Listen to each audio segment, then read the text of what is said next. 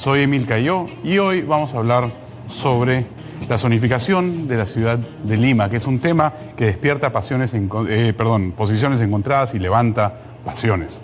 Pasar de densidad baja a densidad media o alta tiene un impacto sustancial y completo sobre el bienestar social y muchas oportunidades de negocios.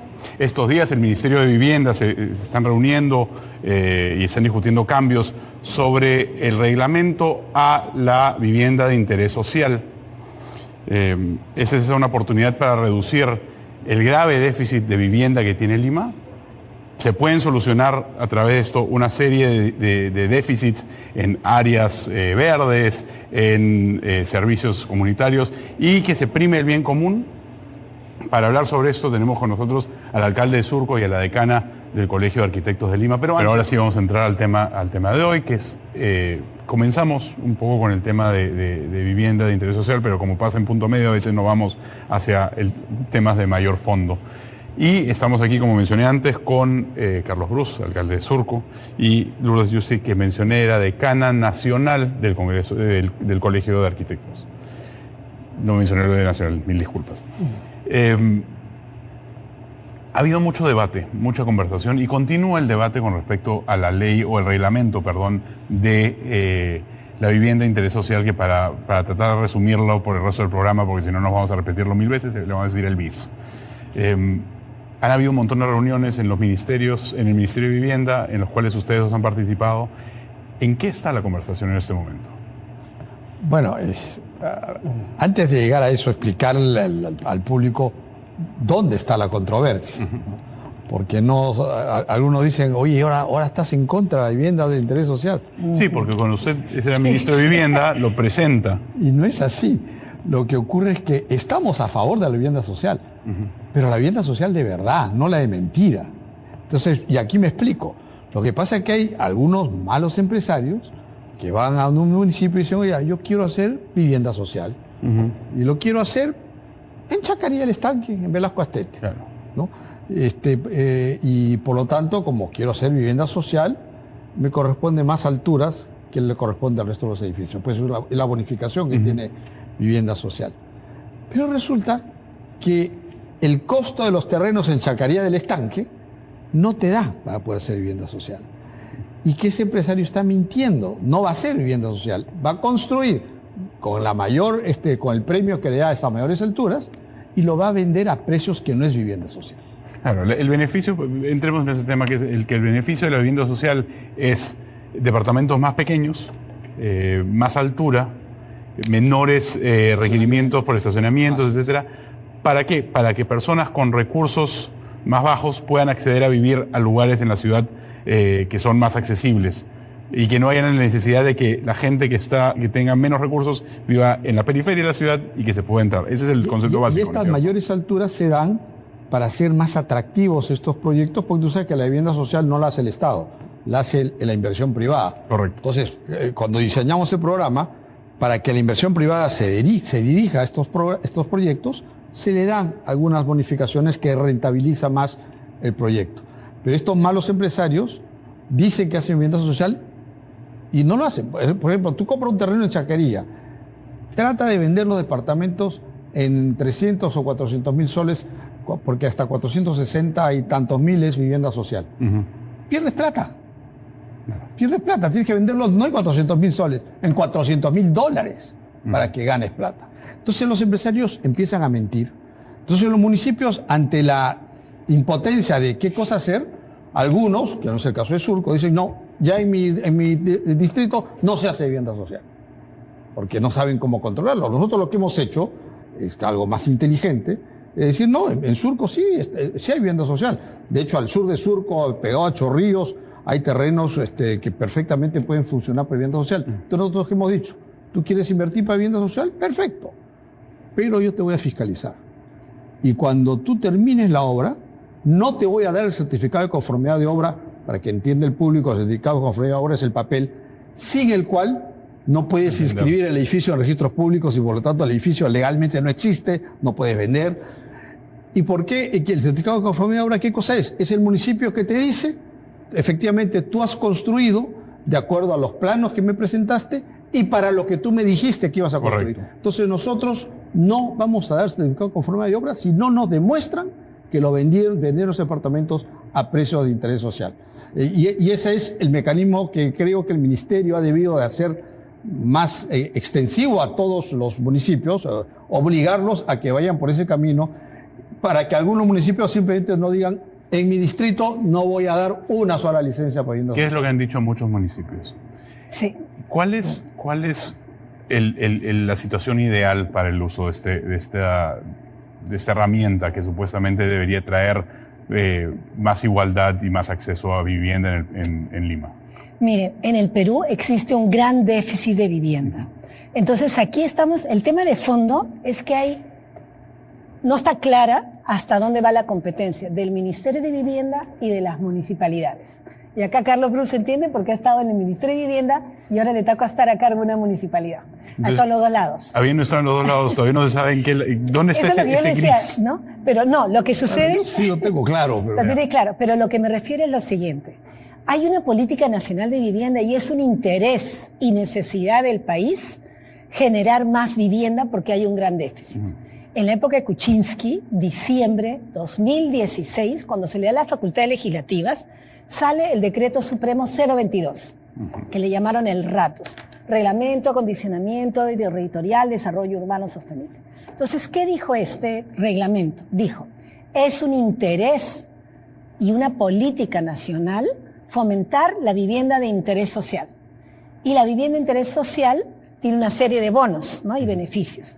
Entonces dio un plazo de 2 años para que las municipalidades adecuaran sus planes de desarrollo urbano y dijeran dónde sí y dónde no. Es decir, 2018. Entonces que vencía el 2018. ¿Qué pasó? Como suele suceder en nuestro país. Pasaron los 2 años y adivine cuántas municipalidades habían cumplido. ¿Ninguna? Ni una, ni siquiera Lima, metropolitana. Entonces el Ministerio de Vivienda publica una serie de normativas, Decreto Supremo 010, 002, 010, 022, etcétera, que regulan unos parámetros edificatorios diferentes para el caso de vivienda de interés social. Y aquí también un jalón de orejas a las municipalidades, que no es tu caso, pero sí, porque por ejemplo algunas municipalidades, pongo el ejemplo de Miraflores, San Isidro, dieron ordenanzas, normas municipales por las cuales solo podías vivir en Miraflores si tenías el dinero suficiente para comprar departamentos de áreas muy grandes, los cuales a veces los hacían inaccesibles. Por ejemplo, un departamento de 2 dormitorios, 120 metros cuadrados, 140 metros cuadrados, etcétera. Y muchos requerimientos de estacionamientos, etcétera. Entonces, en el caso de las viviendas de interés social no hay un mínimo, ¿correcto? En el reglamento de vivienda de interés social, como lo explicó Carlos, es mucho más, hay menos requerimientos. Pero no hay un mínimo. No hay requerimiento de área mínima, ¿ya?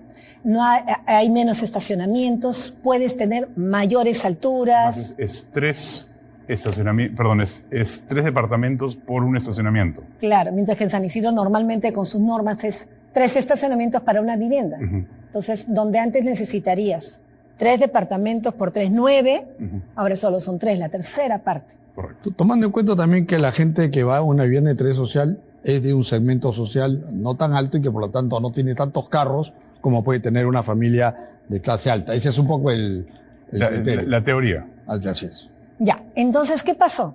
Se formó una doble normativa para aplicar en los proyectos de las licencias de construcción. ¿Ya? Entonces, los que se acogen, los inversionistas inmobiliarios que se acogen a estas viviendas de interés social, tienen más beneficios, digamos, edificatorios, más altura, y en realidad, algunos dicen, no es una vivienda de interés social porque lo están confundiendo con una vivienda de interés social prioritaria. No es para el sector ED, sino digamos es clase media, gente que tiene la posibilidad de tener un préstamo hipotecario. Y además tiene que ser formal, porque si no, no calificaría. ¿Ok? Entonces, ¿qué sucedió? En las comisiones técnicas que califican los proyectos, viene un proyecto y dice, yo me acojo a la vivienda, a la normativa de BIS, de vivienda de interés social. Y de pronto hay más alturas, etcétera. Esto es tan, digamos, tiene dos caras de la misma moneda, que San Isidro interpuso una demanda ante el Tribunal Constitucional para que lo deroguen, para que digan no se debe aplicar la normativa del ministerio. Fue una demanda de porque competencia. Una demanda de competencia. Porque ¿Quién manda a quién? Ellos decían que el ministerio no le tocaba, no le competencia. Claro. Demanda que perdieron. Perdieron. En realidad, la votación, ¿sabes cómo fue? 3-3. Mitad votaban, tenían una visión dándole la razón a San Isidro y mitad dándole la razón al ministerio. Pero para derogarla necesitaban mayoría. Necesitaban 5 votos. Cuatro votos No, mínimo. no, sí, era 5 porque cuando es una demanda competencial es una mayoría calificada. La mayoría calificada. Y no la- Entonces, hay No, ya razones no, de ambas pero- partes. Pero lo que ellos han hecho después es decir, no lo vamos a hacer. No vamos a aceptar bis en San Isidro por un tema de residencialidad. pero que en también la ha práctica hecho- sí se está dando. Porque también ha Porque- dicho Miraflores. Pero en la práctica, bueno, es ahorita lo que han dicho, ¿no? O sea, hay una coyuntura con estos cambios de alcaldes Ujú. que han empezado en enero.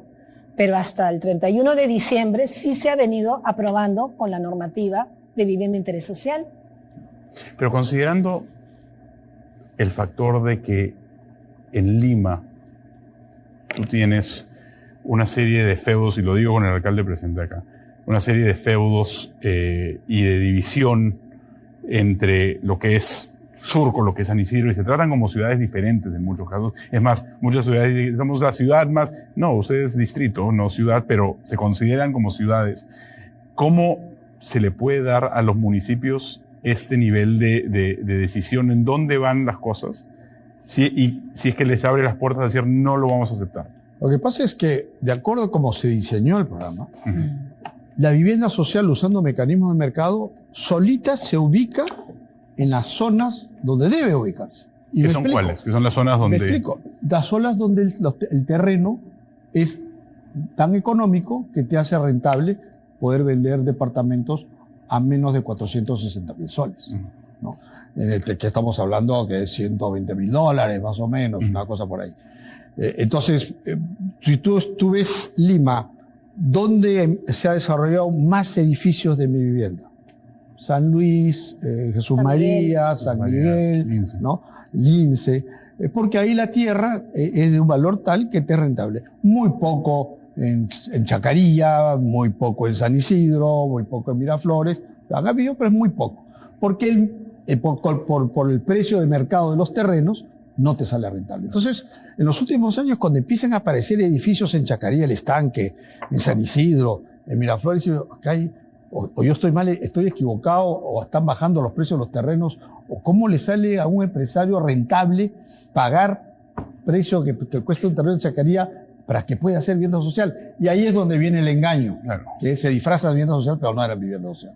Que son los casos en que tú tienes un terreno en que quizás no le daba el área necesaria para poder construir estacionamientos o dar esos servicios, pero sí podrían construir un edificio que no requiere el número de estacionamientos o la distancia. O es el caso de O el que la frontis. zonificación te da para construir 6 pisos, pero como te disfraza de vivienda social, te puedes construir 10 pisos.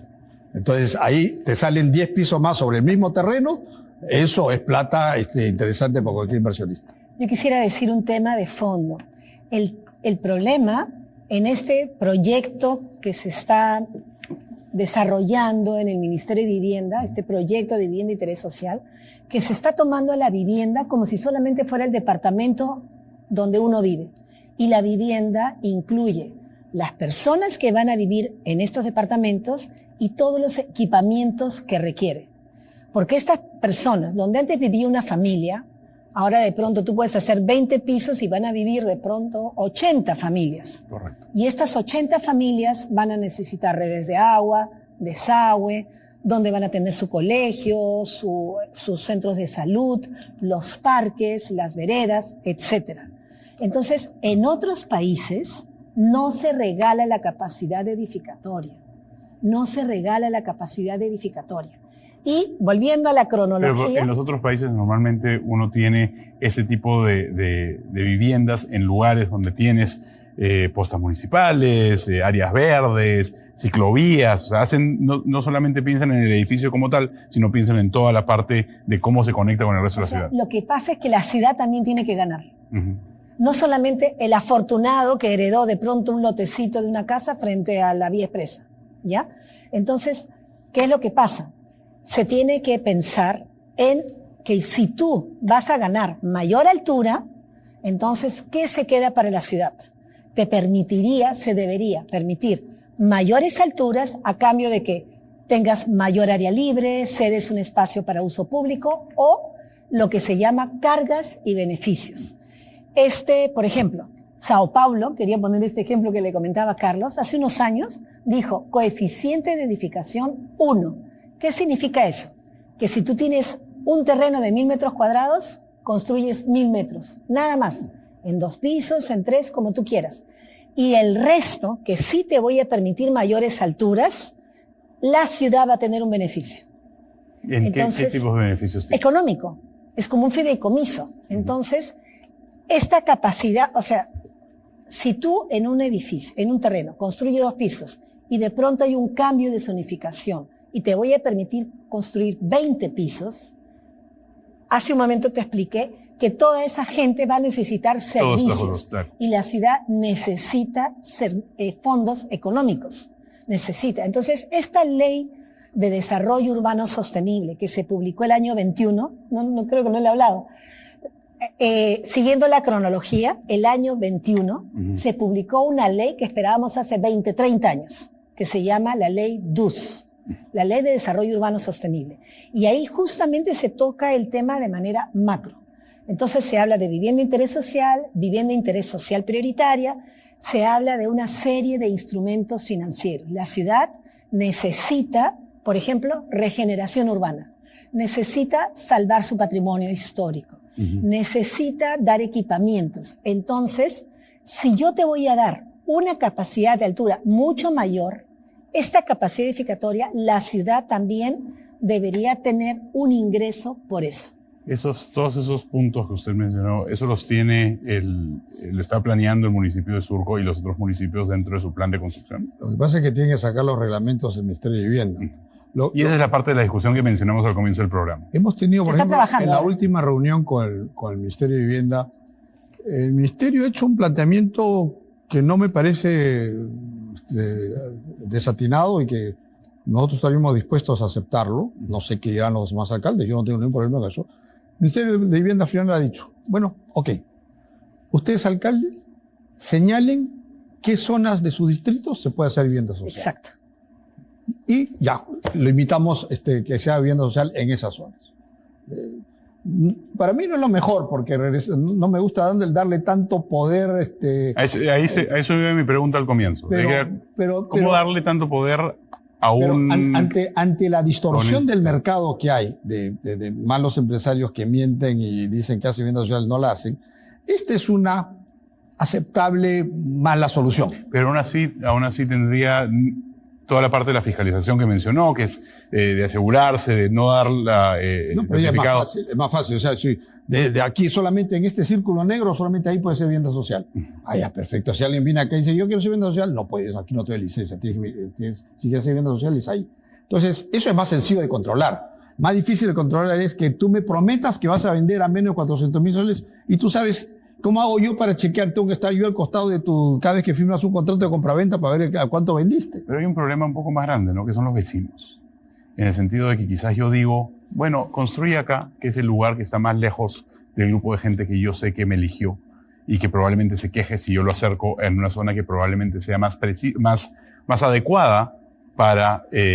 Yo te cambio el tema. ¿Y qué pasa si yo le doy vivienda al sector de mi distrito donde la gente tiene viviendas precarias y ahora van a tener viviendas dignas y decorosas? No, negando los votos de ellos.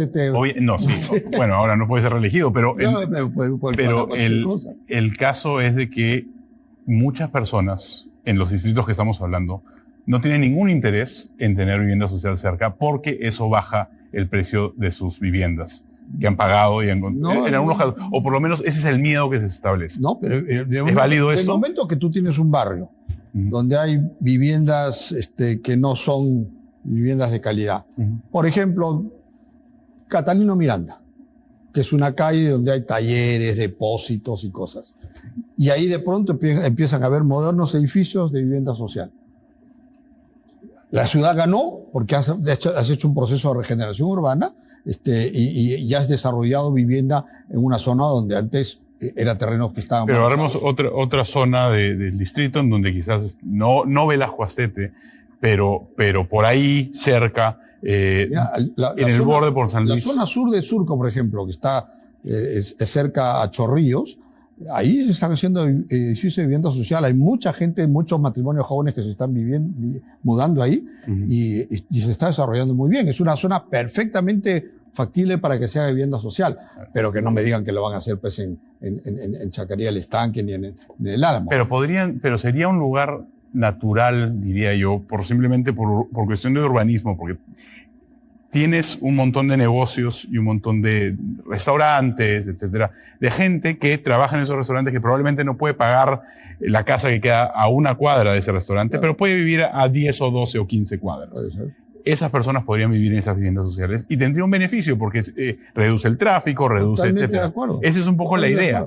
Pero la gente que está a 12 o 15 cuadras quizás no quiere tener un edificio de vivienda social tan cerca porque tiene la impresión de que eso le va a bajar si es que el costo de la tierra da para un edificio de vivienda social, el vecino no es un vecino del segmento social A, porque si no, no daría el costo de la tierra. Y ese es el principal problema. El problema que hay ahorita para el tema de vivienda social, que es el gran error que tiene la ley DUS. Es el único gran error, es que le encargan la generación de sueldo urbano al Fondo Mi Vivienda.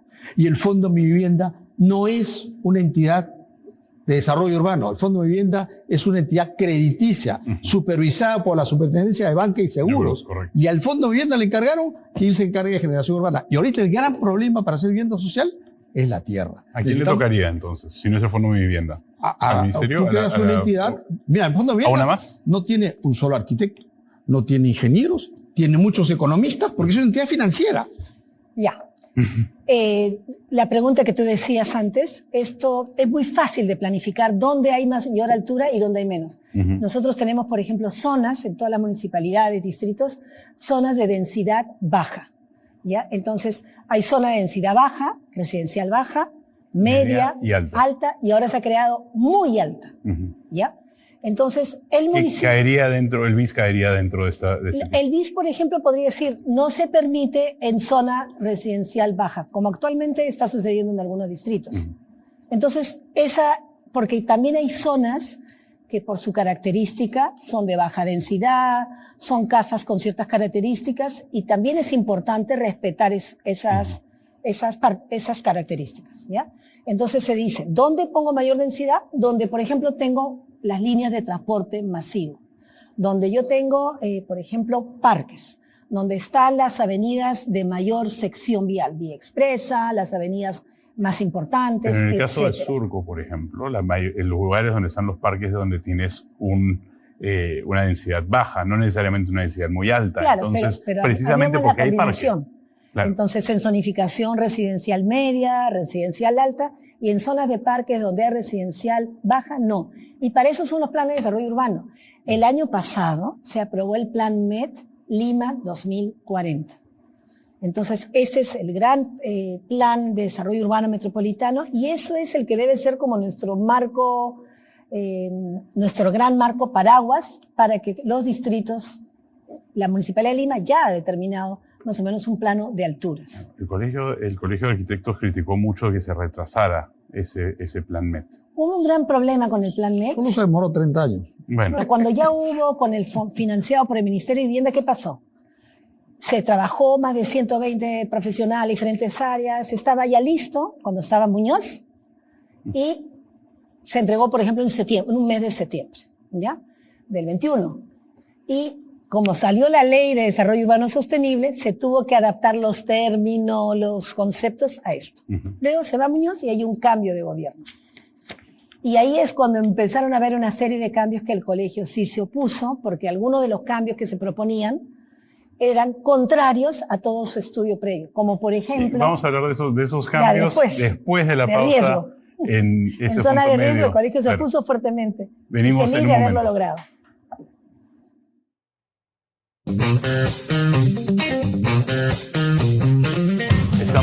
Estamos de regreso en Punto Medio. El tema es la zonificación en Lima. Hemos seguido hablando durante la pausa. Pero regresemos a lo que estaba mencionando, que son las críticas que tenía el Colegio de Arquitectos.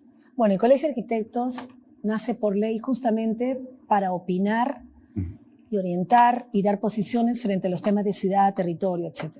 Entonces nosotros sí hemos apoyado fuertemente la Ley de Desarrollo Urbano Sostenible, a pesar de las deficiencias, era algo que esperamos hace 20, 30 años y queremos, insistimos y estamos muy contentos de que ya se está reglamentando. Este cambio de ministerio ha traído profesionales muy competentes y están ahora muy activos, como estuvimos antes. ¿Usted conoce el Ministerio de Vivienda mejor que muchos? ¿Ese es el caso? ¿Podemos generar buenas cosas del Ministerio de Vivienda? Yo insisto que hoy el problema es el suelo urbano. Exacto. No hay, por ejemplo, lo hemos visto ahora con los huaicos. ¿Por qué la gente se asienta en las zonas de riesgo? Por falta de reglamento y por falta de, digamos, porque no hay dónde. Si hubieran suelo urbano, grandes hectáreas de tierra, donde los privados pueden desarrollar proyectos techo propio de 2.000, 4.000, 5.000 casas, y la gente con menos de lo que paga para participar en una inversión puede pagar su cuota inicial, ¿se irían a vivir al costado de un río? No. Se van y se compran su casa en techo propio. Entonces, ¿pero por qué no se pueden habilitar esas tantas hectáreas? Porque no hay suelo urbano.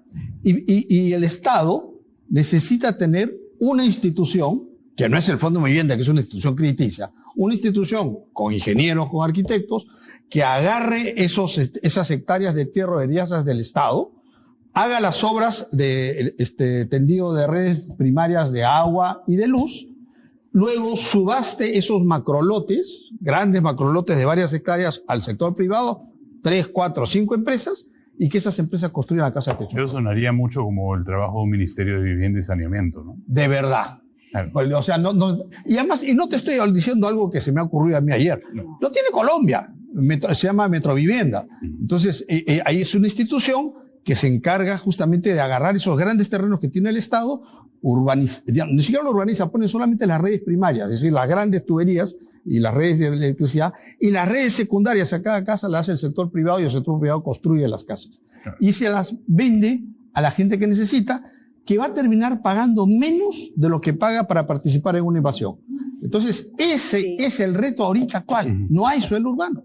Justamente esta ley crea la figura el operador público de suelo. El gobierno... Pero lo nombra el Fondo de Vivienda, que es el gran error. El Fondo de Vivienda es una institución financiera. Si hay un error se corrige, hay que corregirlo. Bueno, hay que corregirlo, pero esa es otra ley. Ya, okay. Entonces, mientras no salga otra ley, esto no es corregible. Pero eso fue... yo lo lamento porque yo, a través de líneas privadas, se lo dije a la viceministra aquel entonces, a la ministra, y a algunos congresistas, le digo, van a cometer un error.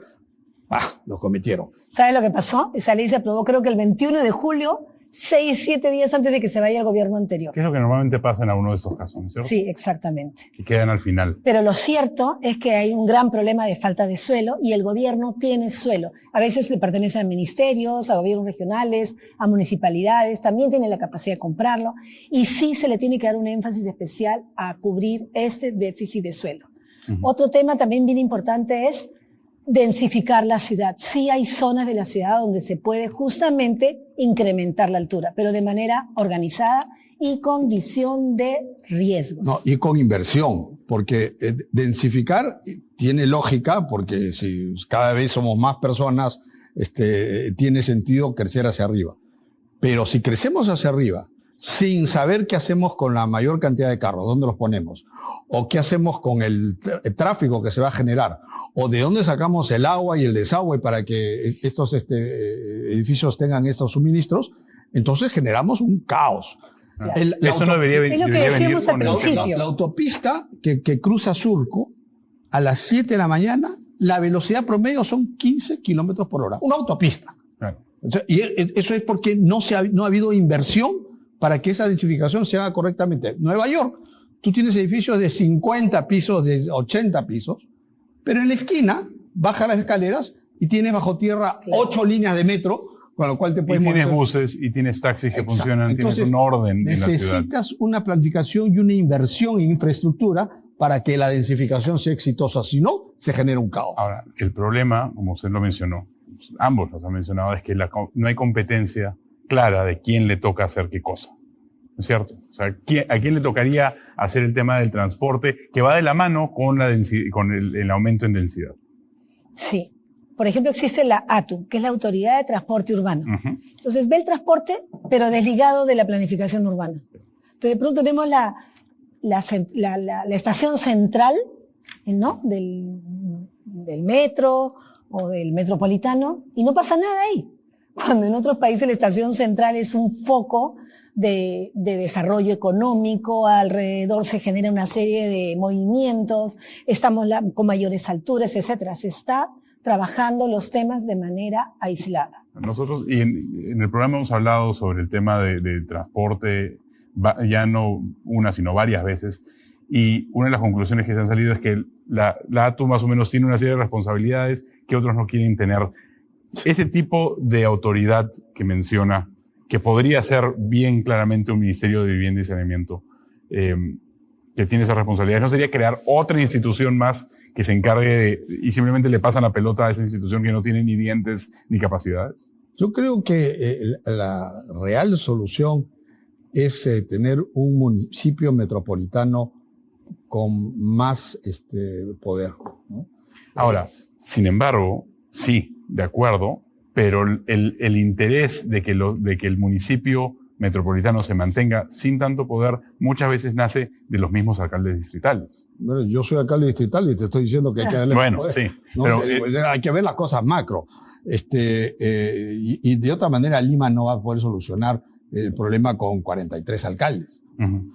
El modelo de Bogotá me parece interesante, el que haya un alcalde mayor y alcaldes que son nombrados por ese alcalde mayor a propuestas de creo que son las universidades que hacen una terna y ahí se escoge. Pero lo que tenemos que tener claro es que hay algunas visiones medias elitistas que no tienen sentido. Uh-huh. Y me explico. La vivienda hoy, la vivienda promedio, es muchísimo más pequeña de la vivienda promedio donde yo nací y probablemente de la que nacieron mis padres. Hoy en día, primero las familias son más pequeñas y son más pequeñas quizás por la decisión de las mujeres de ya no tener tantos hijos. O simplemente la situación actual de que la vida es más cara y es más difícil. Lo digo por experiencia propia, pero lo digo por puede ser. ver Hoy en día las mujeres participan más activamente en la vida económica, en la vida política, entonces las familias son más pequeñas. Y en segundo lugar, el costo de metro cuadrado de una vivienda es muchísimo más alto de lo que era antes. Es más, el índice de precio de la construcción sube por encima del índice de precio del consumidor. Correcto. Entonces, tienes viviendas más caras, tienes familias más pequeñas. ¿Cuál es el lógico resultado? Viviendas más chicas. ¿Cuáles son las posiciones a todo esto del Colegio de Arquitectos? Porque me imagino que no solo ven la construcción y ven este tema específicamente de la vivienda de interés social, pero además ven toda esta problemática y la han estado viendo por muchos años. Lo que nosotros queremos desde el colegio es sí fomentar la vivienda de interés social. Uh-huh. Y sí es importante que se entienda que la vivienda de interés social no es aquella que está en la zona más alejada de la ciudad. Uh-huh.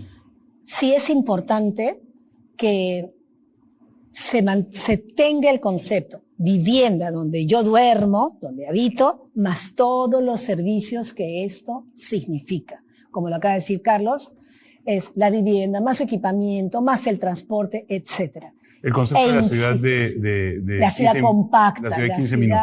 Claro, en donde tú puedas tener Caminar. todo cerca. Uh-huh. Por ejemplo, estos conceptos de índice de usos de suelo ya están obsoletos. Se tiende ahora a tener edificios de usos mixtos. Ojalá yo pudiera tener mi colegio cerca, el mercado cerca, el trabajo cerca, y ahí es donde tengo el mayor ahorro de movilidad. En vez de estar 2 horas de ida y de vuelta, tengo todo cerca. Y me permite una interrupción. Yo he visto edificios en Sao Paulo donde el supermercado está en el piso 10 del edificio. O sea, tú no sales de tu edificio para hacer tu mercado, ¿no? Pero, sin embargo, en muchos distritos, el proponer eso es anátema completamente porque se menciona que se va contra la residencialidad No, del edificio. mira, en Surco, por ejemplo, hay centros comerciales, Wong, Plaza Vea. Plaza Vea tiene 7 mercados en todo Surco.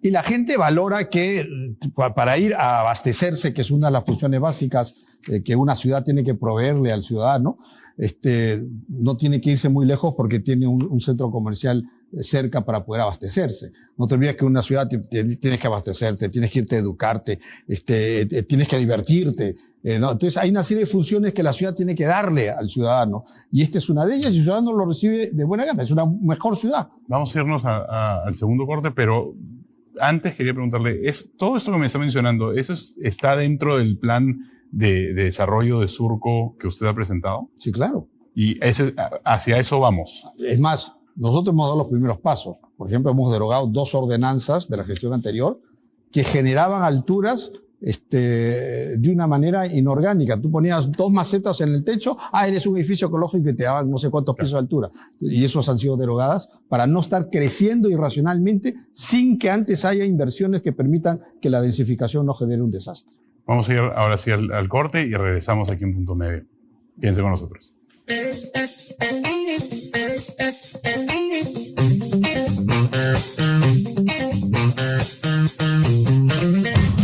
Estamos de regreso en Punto Medio, en el horario estelar de Canal N. Estamos viendo el tema de la ciudad de Lima, de las diferentes zonas y la zonificación. Estamos hablando en el corte sobre este premio que han recibido del Banco Mundial, que es un proyecto del Banco Mundial para trabajar el centro histórico de Surco. ¿Cómo es que funciona esto? Así es, muchos distritos presentaron proyectos y han ganado 4 distritos: Surco, San Miguel, La Molina y Surquillo. El proyecto de Surco, que es más o menos 16 millones, consiste en adoquinar todo el centro histórico de Surco y en convertirlo en prioritariamente peatonal, no exclusivamente. O sea, los carros van a poder pasar a una velocidad lenta, pueden dejar los peatones, pueden recoger cosas, pueden dejar abastecimientos a las bodegas o a los restaurantes, pero tienen que salir. La idea ¿cuál es? Y estuvo acá el creador de lo que se llama las supermanzanas. En Barcelona. En Barcelona, que es Salvador Rueda. Y con él caminamos por Surco y me dijo, mira, fíjate esta calle. Imagínatela toda peatonal, toda empedrada, con árboles en el medio, con una sombra, porque era el viernes pasado que había un sol y yo que no tengo azotea, nos moríamos con el sol, con unos árboles que hagan sombra, niños jugando, señoras conversando. Hacemos de las calles parte de la ciudad. La ciudad, me decía él, viene de la palabra ciudadano. Entonces, nuestras ciudades ya no son de los ciudadanos, son de los carros. Claro. ¿No? En cambio, en este caso, los ciudadanos se apoderan de las ciudades, habría manifestaciones culturales, deportivas. Pero eso requiere un cambio de cultura, ¿no? Porque justamente en la pausa estamos hablando de cómo el limeño, no hablemos de todas las ciudades de Lima, pero el limeño en particular se ha vendido por muchos años la idea del auto propio como objetivo aspiracional, y hoy en día tenemos más autos de los que queremos, pero dada la opción de ir en taxi o ir en auto, estamos hablando en un momento, muchos prefieren ir en auto todavía, por un tema de comodidad, por un tema de cualquier cosa, y porque lamentablemente la oferta de Lima en temas de colegios, en temas de supermercados, todavía no está considerada de manera integral. Ahora, yo prefiero taxi, porque ¿qué haces? ¿Dónde estacionas el carro? ¿Quién te lo cuida y si te lo roba? La gran mayoría de nuestros pobladores tienen que transportarse en transporte público, ¿no? O transporte privado somos masivo. Una minoría los que tenemos carros. Pero es importante lo que está diciendo Carlos Bruce, porque necesitamos espacios públicos. Lima tiene un gran déficit de espacios públicos, entonces el hecho de peatonalizar es cambiar el chip, cambiar el paradigma. Podemos dejar algunas calles, por supuesto, para el transporte de los autos, pero eso no impide que aquellos lugares, aquellas calles, por ejemplo, como el centro histórico de Surco, por supuesto que nuestro centro histórico de Lima, también está cada vez más con mayor cantidad de calles peatonales, y se pueden sacar los cafés afuera, las mesitas, las plantas, no sé, la feria de Navidad, la feria de útiles, como en otras ciudades. Y perdóname, pero eso ocurre con ciudades seguras. Sí, pero claro. justamente la ciudad se vuelve más segura cuando la gente está en la calle. Entre todos nos cuidamos. Y hay un efecto colateral no poco importante. Las propiedades suben de valor. En todas las ciudades donde se han hecho estos proyectos, todas las propiedades involucradas suben de valor. Entonces, ¿cómo se convence a la persona que te dice, no, yo sabes que yo quiero estacionar, quizás no lo estaciono al frente de mi casa, pero yo quiero poder llegar a mi casa, estacionarme un ratito afuera, irme a un sitio y bajarme y tener estacionamiento ahí mismo, porque yo dependo de mi auto y nunca me voy a subir a un metropolitano? Tienes que vender la visión, claro. Como dice aquí la arquitecta. Cuando tú le enseñas a alguien una maqueta, una perspectiva, mira, tu ciudad va a ser así. Ahora tus hijos pueden jugar tranquilos afuera, tú vas a poder hacer vida social con los vecinos afuera, los cafés van a tener sus mesas afuera, el barrio va a ser más tranquilo. ¿Tú sabes lo que es eliminar el ruido de los carros en un barrio? Mi oficina está en Surco con ventana a la Plaza Armas, una plaza linda, pero pasan unos carros todo el día. Tú me cortas solamente el hecho que cortes ese flujo de carros y ese ruido, esa propiedad subió 10% de valor ya. Pero, de nuevo, ¿cómo se logra esto considerando que el plan MET ha demorado años? Entonces tú le puedes enseñar esa maqueta, pero esa maqueta va a pasar 1, 2, 3, 4 alcaldes y va a seguir ahí. No, yo empiezo el estudio para este proyecto mañana. Y hemos hablado con el municipio de Lima, porque la plata la desembolsa en enero. Surco, de su plata, está dispuesto a empezar a hacer el estudio y después que nos reembolsen el próximo año. Pero ya queremos arrancar porque estamos entusiasmados con el proyecto. Mira, lo que tenemos que hacer es pensar para hoy, mañana y a futuro. Para eso están los planes de desarrollo urbano, en los cuales se tienen que priorizar los proyectos que son más importantes para la ciudad. Venga el alcalde, que venga, debe tener la obligación de continuarlo.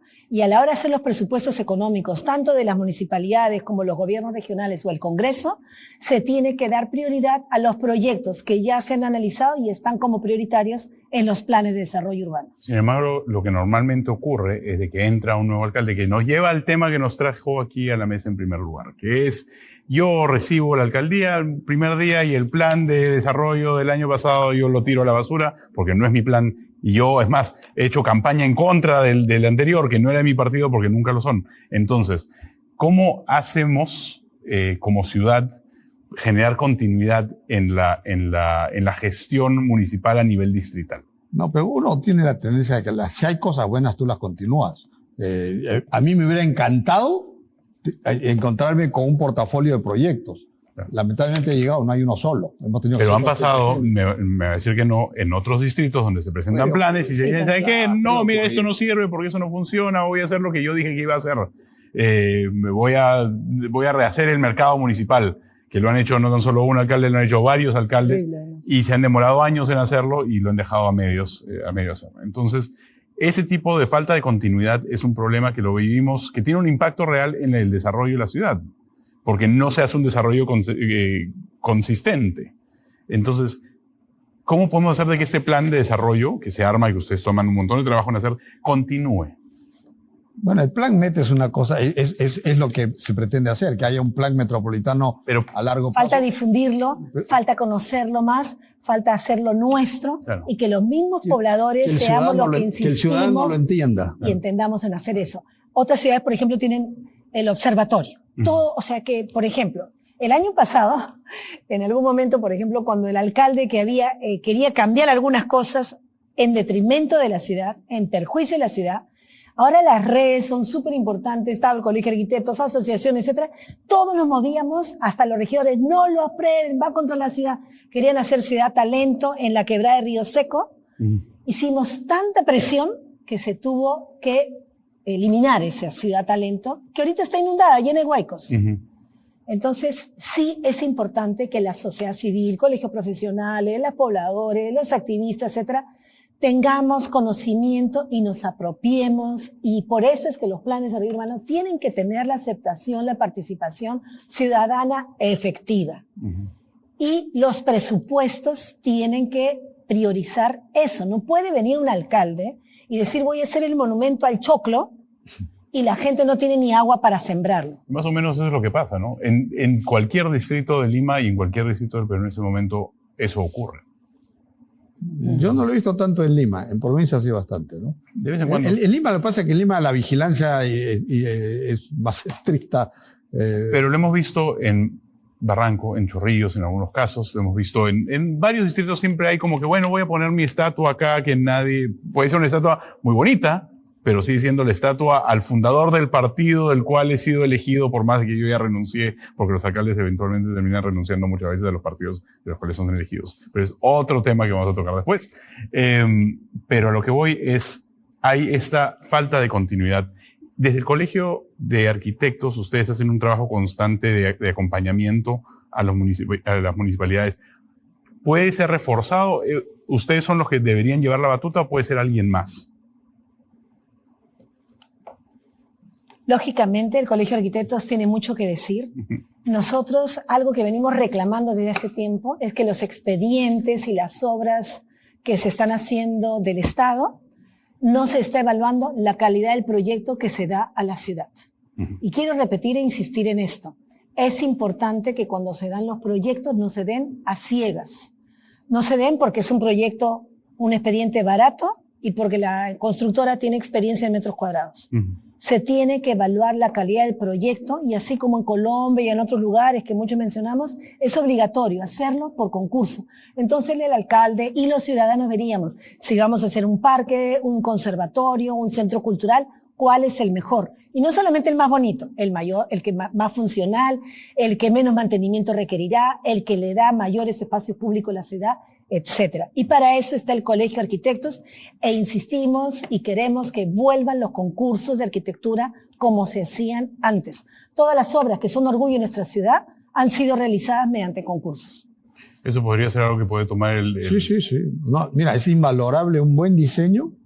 Es la solución a no solo los procesos constructivos, sino en la satisfacción de los vecinos hacia una obra. Y totalmente de acuerdo. Eso es invalorable. El gran problema que tienen los municipios es buscar adelante hacer obras que, no todos, porque es imposible la unanimidad, pero que genere un consenso del vecino, de la mayoría, que estén contentos con eso que se hizo. ¿Hay un consenso en el tema de la vivienda social a nivel municipal? O sea, ¿los municipios han entendido? ¿Ustedes tienen una posición diferente a la de San Isidro, Miraflores, Magdalena? Yo creo que hay matices. Evidentemente, noto que en San Isidro y Miraflores, seguramente si le preguntan dónde se puede hacer vivienda social, van a decir en ningún lado.